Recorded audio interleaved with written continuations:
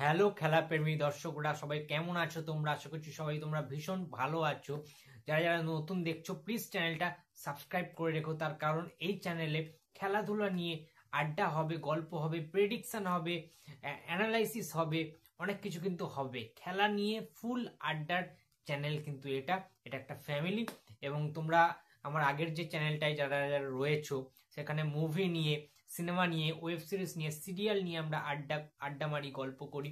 আর এই চ্যানেলটা কিন্তু পুরোপুরি আমি ক্রিয়েট করেছি যারা যারা স্পোর্টস প্রেমী রয়েছো, যারা যারা খেলা পাগল ছেলে মেয়েরা রয়েছো, তারা প্লিজ আমার এই চ্যানেলটাকেও সাপোর্ট করুক।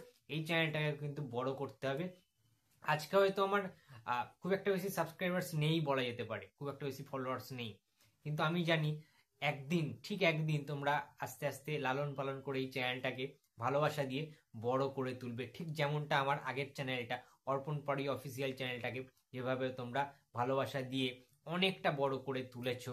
আজকের ওই চ্যানেলটায় আমার 1 লাখের উপরে সাবস্ক্রাইবার্স রয়েছে, সেটা শুধুমাত্র তোমাদের জন্যই সম্ভব হয়েছে। তো লেটস স্টার্ট, শুরু করা যাক আজকের মেন ভিডিওটা।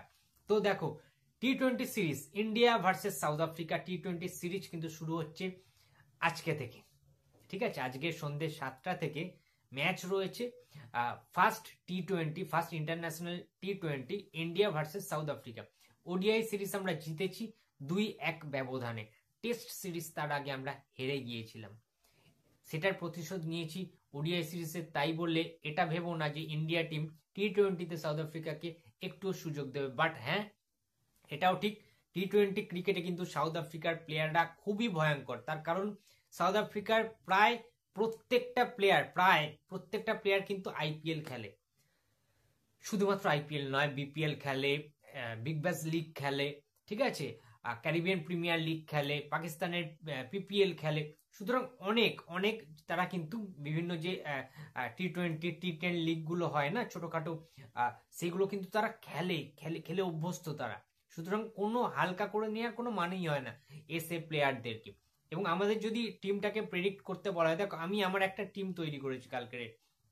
যেহেতু চোটের কারণে শুভমন গিল আমাদের, তিনি ছিটকে গিয়েছিলেন, বেশ কিছু ম্যাচ আমরা দেখতে পাইনি তাকে ইনজুরির কারণে। ইনজুরি থেকে ফিরছে শুভমন গিল, সুতরাং শুভমন গিল কিন্তু থাকবে, এটা একদম মানে বাঁধা ধরা নিয়ম। কালকে শুভমন গিল কিন্তু খেলবে। এবং আমি যদি আমার 11টা তোমাদেরকে বলি, তোমরা মিলিয়ে দেখতে পারো তোমার সাথে ম্যাচ করে কিনা, তাহলে তোমরা বলতে পারো। প্রথমে রাখছি আমি ওপেনিং এ অভিষেক শর্মা এবং শুভমন গিল একদম। তারপরে ফার্স্ট রাউন্ডে নামছেন সূর্য কুমার যাদব, তারপরে তিলক ভার্মা, তারপরে আমার চয়েসে থাকবে সঞ্জু স্যামসন, তারপরে থাকছেন one and only Hardik Pandya, kung fu Pandya বলা যেতে পারে।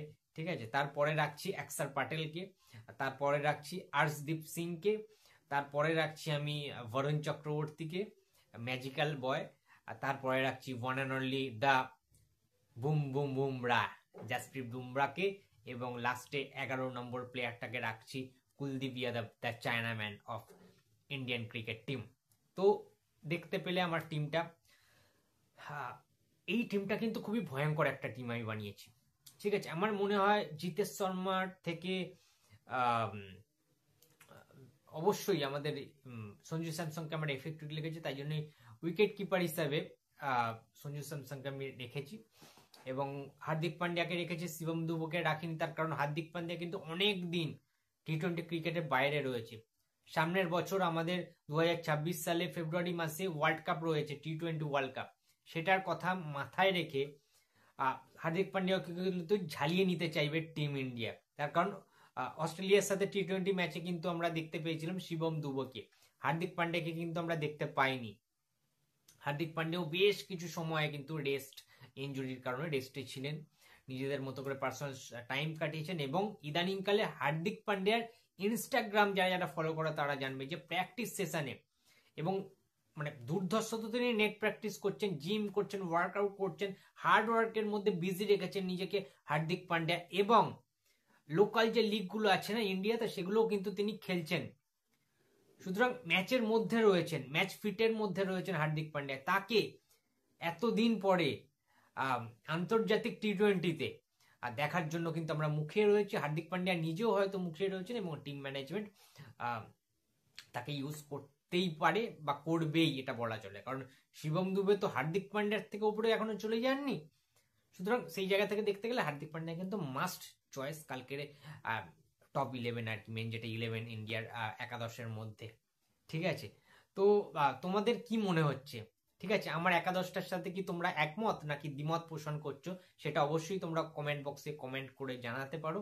এবং কালকের মানে সরি আজকের ম্যাচ আর কি, আজকের কথাটাই বলছি, আজকের টি-20 ম্যাচের কথা, এটা তোমাদের মিলিয়ে দেখতে পারো। এবং আজকের ম্যাচে কে জিততে পারে সেটা যদি একটা প্রেডিকশন করা যায় ছোটখাটো করে, তাহলে আমার মনে হচ্ছে যে ইন্ডিয়া জিতবে। খুব টাইট ম্যাচ হবে। টি-20 ম্যাচ এমনিতেই খুব টাইট ম্যাচ হয়, ঠিক আছে, খুব কম ম্যাচ হয় যে অনায়াসে জিতে যায় একটা টিম, বাট হ্যাঁ হাড্ডাহাড্ডি লড়াই হবে, ইন্ডিয়া জিতবে।